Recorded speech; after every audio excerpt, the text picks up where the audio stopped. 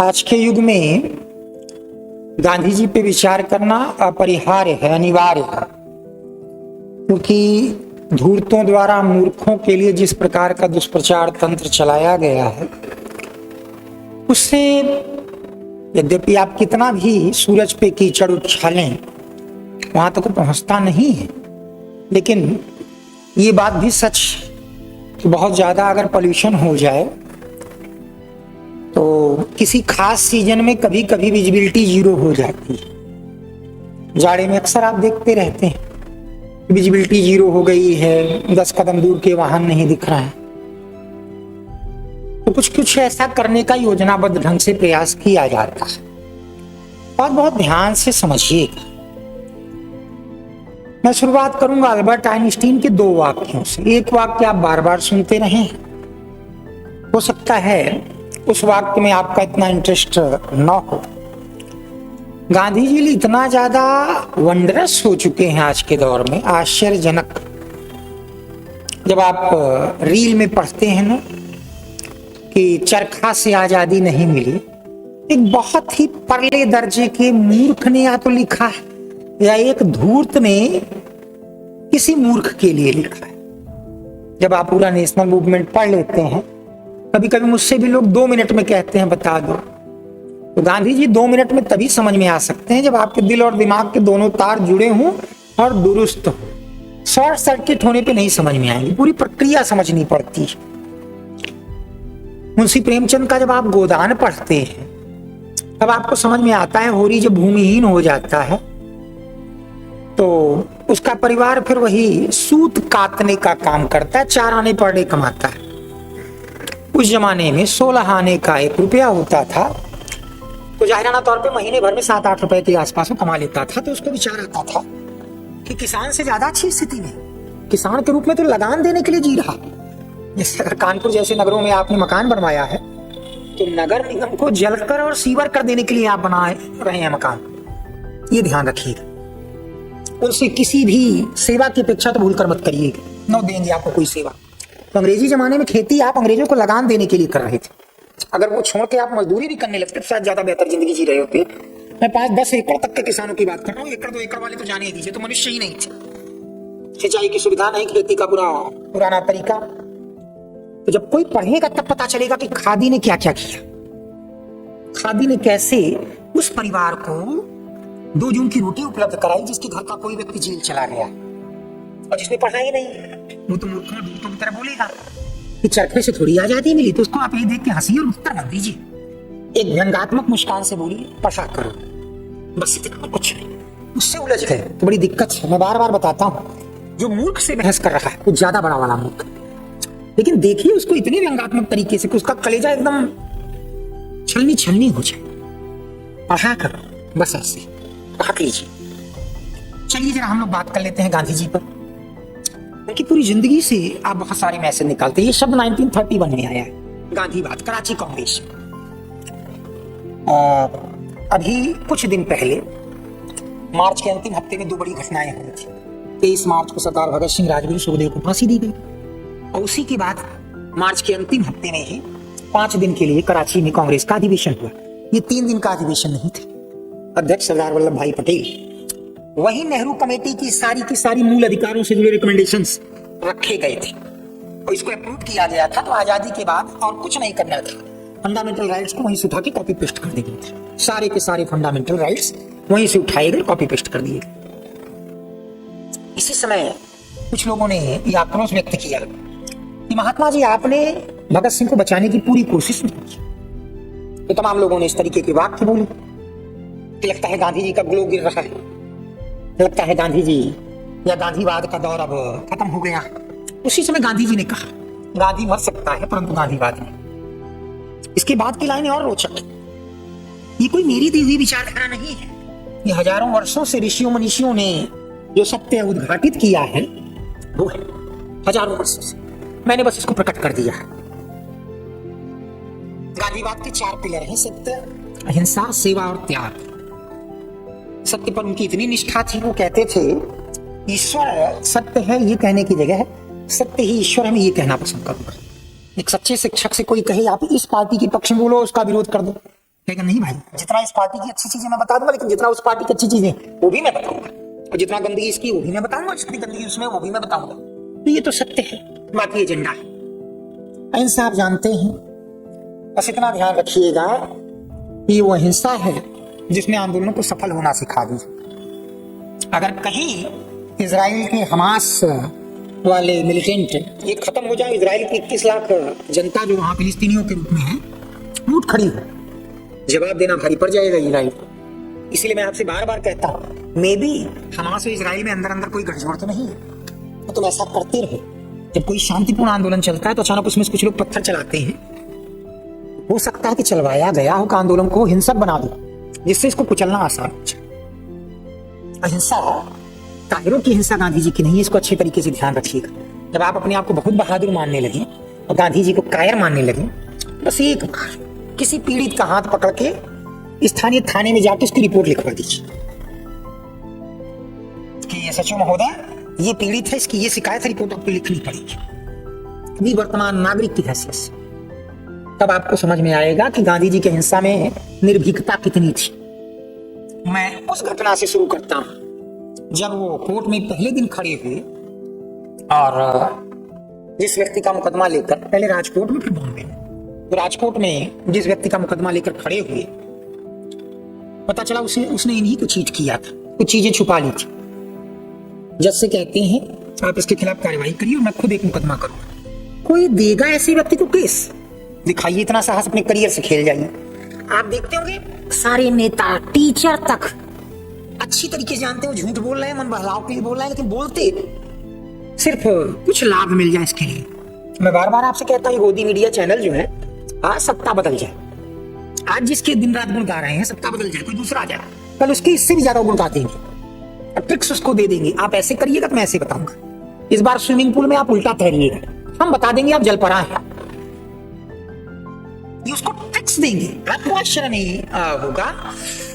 लेकिन मुझे बहुत आश्चर्य हुआ था जब 2004 में डॉक्टर मनमोहन सिंह की नई नई सरकार आई थी, सोनिया गांधी लगभग सत्ता के केंद्र में थी। उस कंडीशन में सोनिया गांधी की पुत्री जो इस समय केरल से सांसद है, उनकी नाक पर भारत के एक बड़े चर्चित न्यूज़पेपर ने फ्रंट पेज पे एक लंबा सा आर्टिकल लिखा था। मैं शब्द रह गया। इसके लिए सबसे महत्वपूर्ण मुद्दा ये है, और आज वो उनकी नाक काटने में कोई कसर नहीं छोड़ रहा है। आज वो दूसरे की गुलामी कर रहा है। कुछ वो बीरबल वाली कहावत याद नहीं आती, ये सच नहीं होगी, झूठी होगी, क्योंकि अकबर से इतनी बात करने की क्षमता किसी में नहीं थी। पर बहुत बाद बीरबल अकबर की कहानियां आई। बीरबल हाजिर जवाब जरूर थे, लेकिन अकबर से मजाक चल लेंगे इसके पहले उनकी कई पुश्तें कांप जाएंगी। लेकिन फिर भी किसी ने एक बार अकबर के कान भरे, ये चापलूस हमेशा आपके मन की करता है, आपके मन की बोलता है। अबुल फजल में गुड़ था, सब मानते। अकबर ने टेस्ट करने के लिए कहा कि बीरबल ये बैंगन बड़ी लाजवाब सब्जी है। कहते हैं हुजूर तभी तो इसके सिर पे ताज है। और अकबर ने दिन रखे थे, ठीक 8 दिन बाद। और बीरबल बड़ी बेकार सब्जी होती, कहते हैं हुजूर तभी तो इसको बेगुन कहते हैं, बिना गुण की। अकबर को तैश आ गया, यार तुम 1 हफ्ते पहले ये बोल रहे थे, आज ये बोल रहे हो। बीरबल ने एक लाइन में बात खत्म कर दी, हुजूर नौकरी आपकी करता हूं, बैगन की नहीं करता हूं। यही दशा चाटुकारों की होती है। विश्वास करिए कल सत्ता बदले। ऐसे जिस स्टाइल में लोग खेल रहे हैं, जिनका स्ट्राइक रेट जैसा है, मुझे लगता तो नहीं है कि अनंत तक ये लोग कुछ रिजल्ट पाएंगे। और ये हमारे लिए निराशा की बात है। मैं चाहता हूं कि लोकतंत्र में सत्ता बदल बदल बनती रहे, क्योंकि रोटी एक तरफ से अगर सिकती है तो जल जाती है। और आप जानते हैं सत्ता भ्रष्ट बनाती है, और पूर्ण सत्ता पूर्ण भ्रष्ट बनाती है। इसलिए बोल रहा हूं, बाकी किसी पार्टी से लगाव या दुराव नहीं है। और कम से कम दुराव तो हर एक से है, लगाव किसी से नहीं है। अब थोड़ी सी बातें देखते हैं। रही बात ये कि अहिंसा वाली बात, आप कल्पना करिए भारत की धरती से हजारों किलोमीटर दूर एक कंपार्टमेंट में पुलिस आ गई है, 2 अंग्रेज अड़े पड़े हैं, इसको निकालो। ये कैसे ब्लैक मनी यात्रा कर रहा है हमारे साथ। बहुत से लोग रोज थप्पड़ खाते थे, घर आके चुपचाप सो जाते थे। उस आदमी ने इस मुद्दे पे वहां आंदोलन किया। उनकी निर्भीकता की कहानियां मशहूर, कोई सच ये एक अंग्रेज ने लिखा। एक बार उसने बातों बातों में कहीं कह दिया कि मुझे कहीं अकेले मिल जाए मैं तो मार के फेंक दूं इसको। और एक दिन लेट नाइट अचानक उसके घर का दरवाजा किसी ने खटखटाया, और उसने खोला तो देखा खड़ी थी। तब तक बहुत फेमस नहीं हुए थे। मेरा नाम मोहनदास करमचंद गांधी। शायद आप मेरे विषय में बोल रहे थे कि अकेले में मिल जाऊंगा तो मार के फेंक देंगे। मैं अकेले में आया हूँ, सन्नाटा है, मार के फेंक दीजिए। कभी ये साहस दिखाइए, बहुत कम लोग ये साहस दिखाते हैं। एक बार एक अखबार में एक फोटो फ्रंट पेज पे छपी थी। एक बाहुबली ने पैरामिलिट्री फोर्स के एक जवान को AK-47 की धमकी दी। पैरामिलिट्री फोर्स का जवान चट्टानी अंदाज में अपना सीना तान के खड़ा हुआ, हिम्मत हो तो चला के दिखा दो। मजाक समझ रखा है तूने? विश्वास करेंगे तो दुम दबा के निकल गया। हाँ, यूपी जवान तक चला देता, लेकिन इतना मालूम था कि पैरामिलिट्री फोर्स का जवान, पैरामिलिट्री फोर्स वाले उसके घर के पर खच्ची उड़वा देंगे। ये इस पे भी निर्भर करता है ना आप रिप्रेजेंट किसको कर रहे हैं। अलेक्जेंडर का वो वाक्य याद है ना, अगर भीड़ों के झुंड का नेतृत्व शेर कर रहा होगा तो जीत जाएगा। उनको मालूम है, आप सेना के किसी जवान से बदतमीजी करके दिखा दीजिए, पूरी सेना पीछे पड़ जाएगी, जमानत नहीं मिलेगी जिंदगी भर। पुलिस वालों का मुझे कुछ कहना नहीं है, किस तरीके की हरकतें होती हैं आप जानते ही हैं। बहुत पहले की बात है, पाप सबने बहुत किए हैं, किसी ने कम किसी ने ज्यादा। तो उत्तर प्रदेश में एक सरकार थी, पिता पुत्र दोनों मुख्यमंत्री बन रहे हैं, तो आप समझ गए होंगे। पिता उस समय मुख्यमंत्री थे।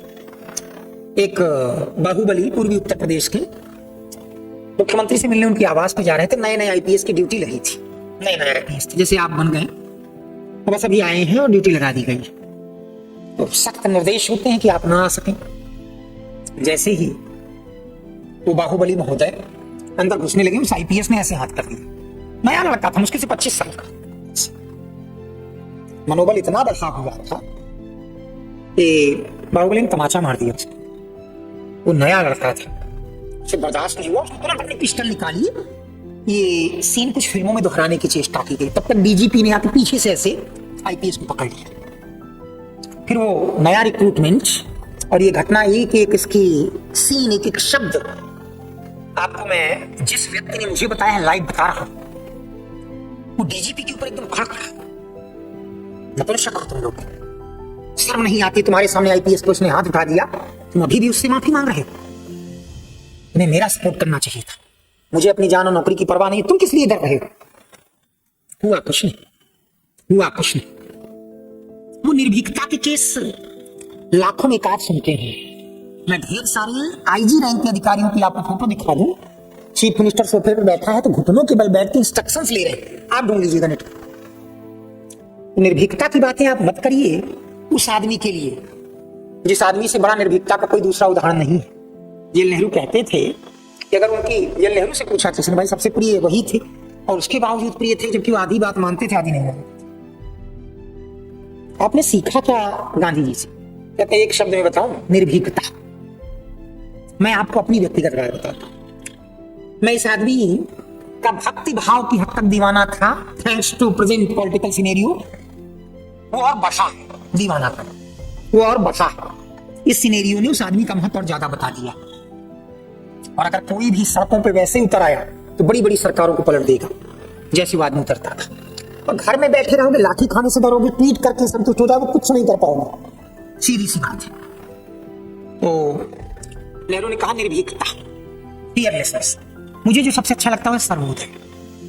उसकी छतरी के नीचे सब आ सकते। तो कोई ऐसी बात इंसान नहीं बोलता कि आपको बुरी लग जाए, आपको अच्छी लग जाए, आप चिढ़ जाए, आपका व्यक्तिगत हित पूरा हो जाए। सबके लिए जगह है, कोई वर्ग ऐसा नहीं है जिसके लिए विद्वेष। आजकल की पॉलिटिकल पार्टीज एक मुझे बता दीजिए जो एक छतरी बना देती हैं, जहां आप खड़े हो तो आपके प्रति नफरत न कोई एक एलिमेंट, एक टारगेट चुने हुए हैं जिसके प्रति नफरत फैला के उसको वोट बनाना। सब ने एक न एक चुन रखा है, A to Z, और बिना नफरत के। तो अंग्रेजों के प्रति नफरत नहीं की भाई। और तीसरा है सेवा। माहौल बहुत बदल गया था, बहुत बदल गया था देश का।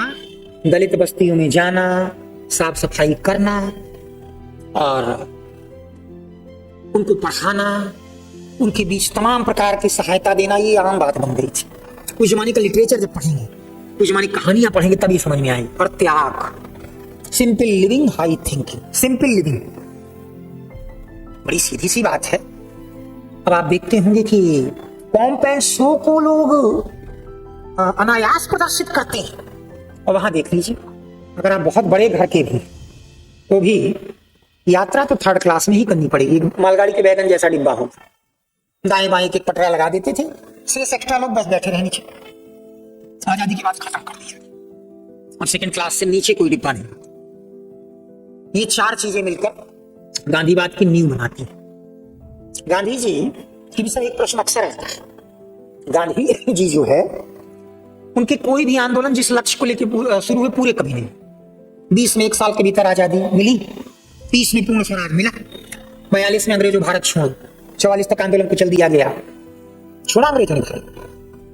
आंदोलन कोई सफल नहीं, लेकिन भारत के राष्ट्रीय आंदोलन का वो आदमी महानायक।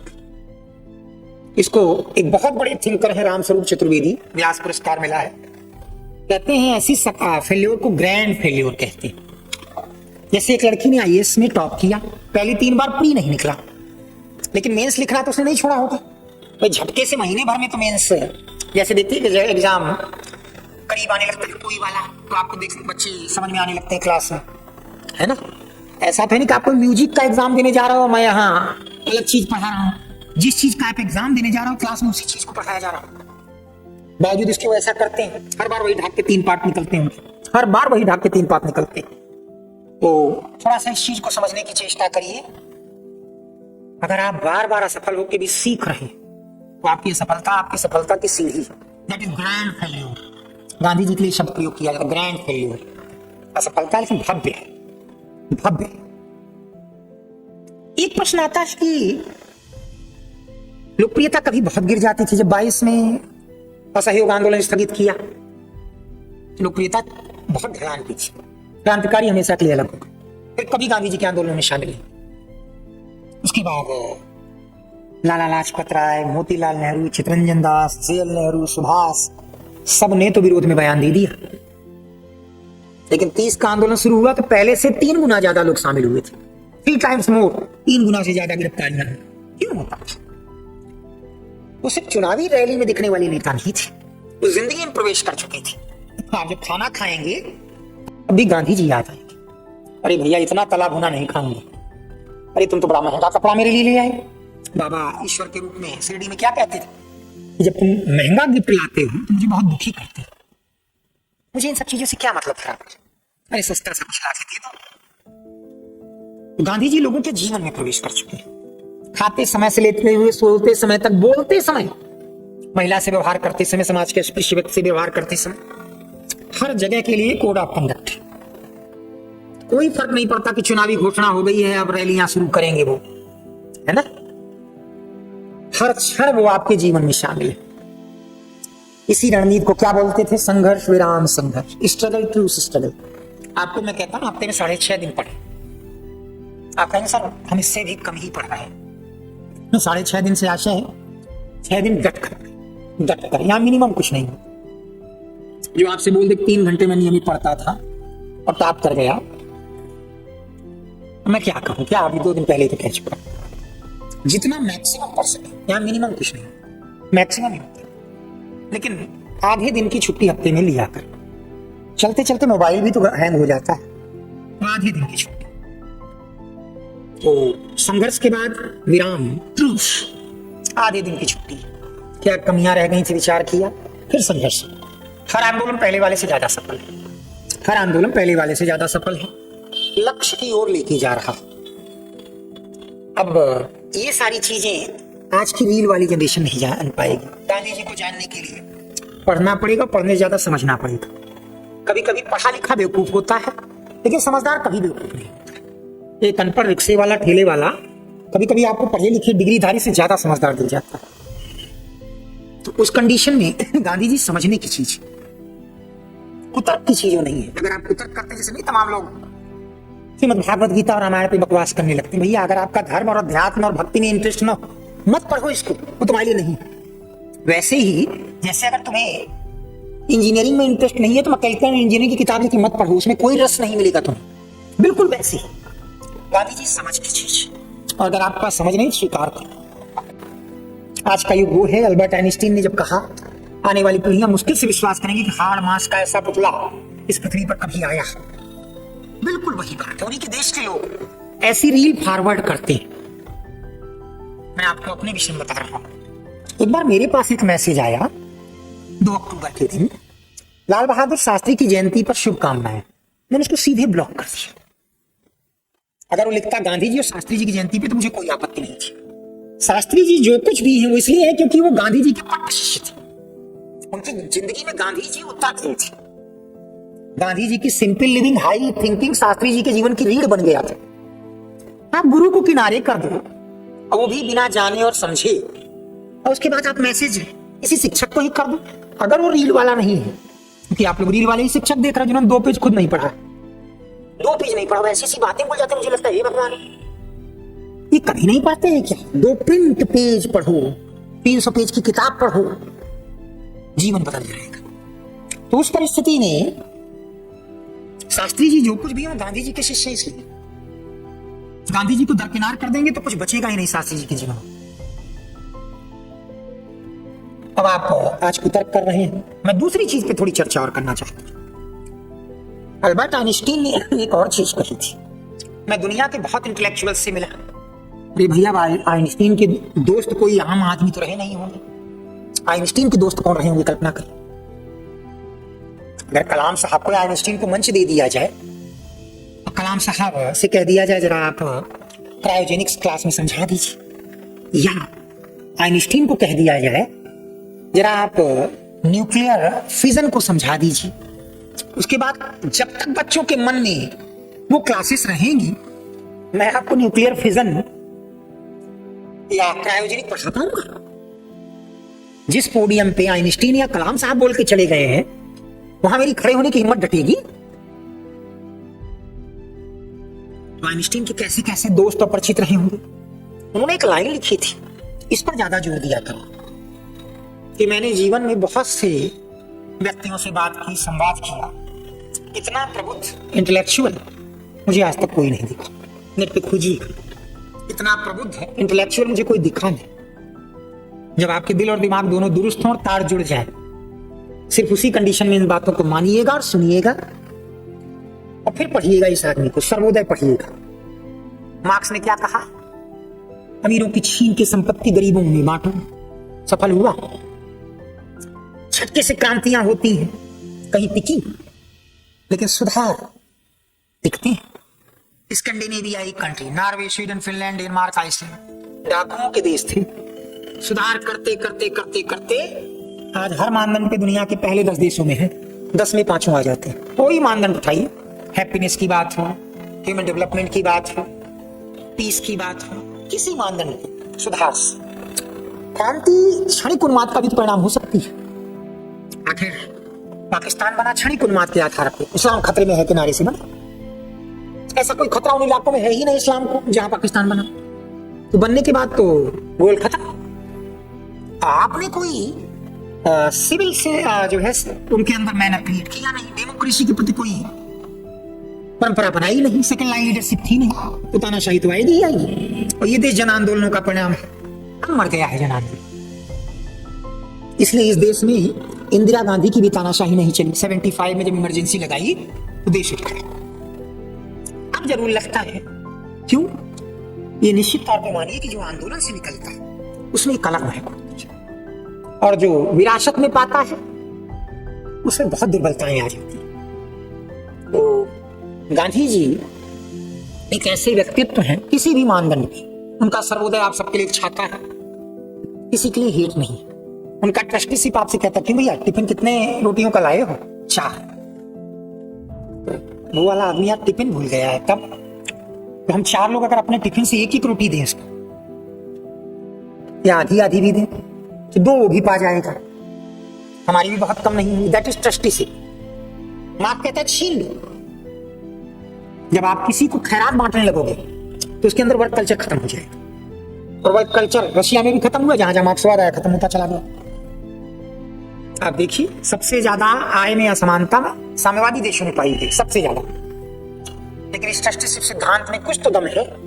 आप कल्पना करिए, जिस दिन आप थोड़ा ठीक ठाक कमा लेते हैं उस दिन क्या स्थिति आती है कि कोई आपके सामने आके कह देता है थोड़ी मदद कर दीजिए, ये दिक्कत है, आप कर देते हैं। अगर आप विश्वास कर लेते हैं कि नहीं नहीं ये पात्र व्यक्ति, आखिर कुछ तो बात होगी, चीन प्रेम जी अपनी संपत्ति का इतना बड़ा हिस्सा दान कर चुकी, कुछ तो बात होगी, Bill Gates and Melinda Gates foundation कितना दान कर चुका, वारेन बफेट कितना दान कर चुके। यही ट्रस्टीशिप, इसमें आपको देने का सुख भी मिल रहा है, आपसे छीनने का भय भी नहीं। ये ज्यादा प्रैक्टिकल है कि नहीं? और सबसे बड़ी बात ये, यही पॉलिटिकल पार्टीज आज के लिए एक मैसेज है, नफरत का तत्व खत्म कर दो, सब खड़े हो जाएंगे साथ। तुम जो ये सोच रहे हो मुसोलिनी और हिटलर वाला फार्मूला, मुसोलिनी और हिटलर वाला फार्मूला कोई एक पार्टी नहीं अपनाए पड़ी कि आप सोचो ये पार्टी फांसीवादी। हर वो पार्टी जो किसी की भी नफरत फैलाती है, चाहे महाराष्ट्र में वो दो भाइयों की पार्टी हो, अचानक उनको उत्तर प्रदेश बिहार के लोग भैया नजर आने लगते, चाहे तमिलनाडु में भी एक पार्टी ध्वस्त हुई, उत्तर भारत वाले दुश्मन नजर आने लगते, हिंदी दुश्मन नजर आने लगते। तमाम पार्टियां हैं जिनको यूपी बिहार में कोई एक या दो जाति दुश्मन नजर आने लगती। कुछ पार्टियां हैं अभी सफल दिख रही हैं जिनको एक पूरा धर्म ही दुश्मन नजर आने लगता है। लेकिन ये ध्यान रखिए, अंतिम 2 लाइन बोल के फिर मैं लिखाना शुरू कर दूंगा। आप किसी को जीवन भर मूर्ख बना सकते हैं, आप सभी को एक बार मूर्ख बना सकते हैं, आप सभी को जीवन भर मूर्ख नहीं बना सकते।